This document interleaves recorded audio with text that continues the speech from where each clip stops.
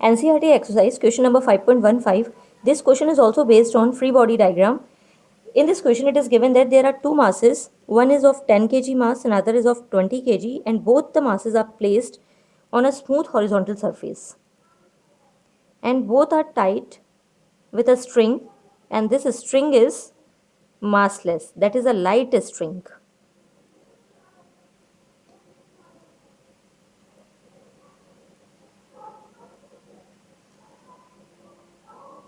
दोनों एंड्स के रस्सी के ये मासेस बंधे हुए हैं.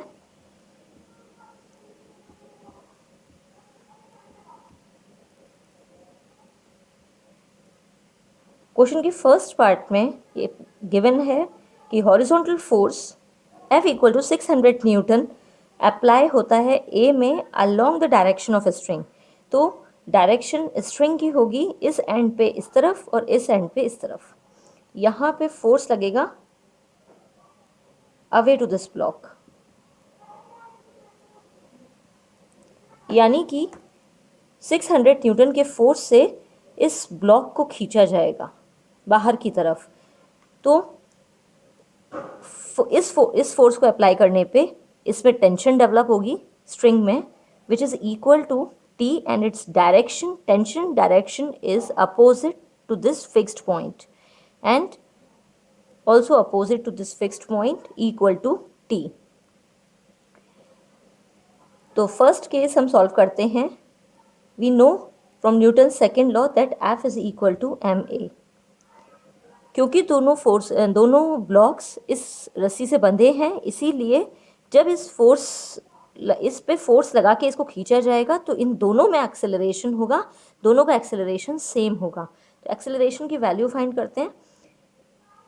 Acceleration, total acceleration is given as F upon m1 plus m2. F is given as 600. We can write Newton as kilogram meter per second square. And m1 plus m2 is 20 plus 10, that is 30 kg. So we get 20 meter per second square is the total acceleration of these two blocks.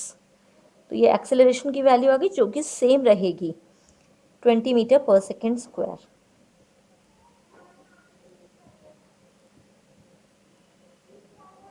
अब इस question को solve करने के लिए हम ए का free body diagram बनाएंगे. यहाँ पे ए ब्लॉक को हमने पॉइंट ऑब्जेक्ट कंसिडर किया. इस पे दो फोर्स लग रहे हैं, एक टेंशन और एक 600 न्यूटन. ये mg which is equal to 100 Newton and its normal reaction n1. n1 और 100 न्यूटन, क्योंकि ये दोनों ये जो ब्लॉक है ये रेस्ट में है, यानी कि 100 न्यूटन ही n1 फोर्स लग रहा है. हम लिख सकते हैं n1 is equal into 100 newton. और टेंशन की वैल्यू है यहाँ पे, क्योंकि यहाँ पे फोर्स जो है 600 न्यूटन है, उसके कारण एक्सेलरेशन हो रहा है इस तरफ. तो जब एक्सेलरेशन होगा 20 मीटर पर सेकेंड स्क्वायर का, तो हम इक्वेशन ऑफ मोशन लिखेंगे इसकी, which is equal to F minus T. इस तरफ एक्सेलरेट कर रहे हैं, यानी कि ये वाला फोर्स ज़्यादा है इसके कंपैरिजन में टेंशन के फोर्स से, इसीलिए इक्वेशन लिखी जाएगी F minus T is equal to from F is equal into ma. तो टोटल नेट फोर्स आया F minus T equal to mass of A block into A. Mass of A block is 10 and acceleration is 20. So we can write, this is the equation of motion for block A. Now substitute all the values. F is here 600 minus T, ma is 10 into 20. We get 200. 600 minus T and 600 minus 200 is equal to 400 Newton equal to tension. तो ये value आई tension की और इस पे normal reaction 100 Newton का लग रहा है। तो वो हमें फाइंड नहीं करना था, फ्री बॉडी डायग्राम में हमने इसको बना के समझा कि स्टेशनरी होने पे action is equal to reaction and acceleration इस तरफ हो रहा है, तो इक्वेशन ऑफ मोशन ये होगी। अब सेकेंड केस में हम बी ब्लॉक के लिए निकालते हैं।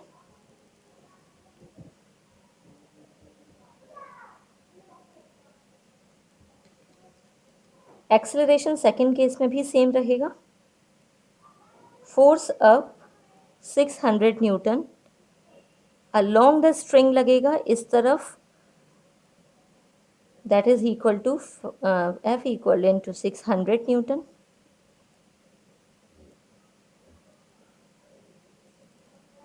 Free body diagram of B. Again, consider it as point mass. Mass mg, total weight is 200, equal to normal reaction. Force 600 Newton, opposite to that tension. Acceleration इस तरफ होगा, equal to 20. Therefore, equation of motion will become F minus T equal to MBA. F is 600 minus T equal to 20 into 20, that is equal to 400. 600 minus T, or we can write therefore T is equal to 200 Newton.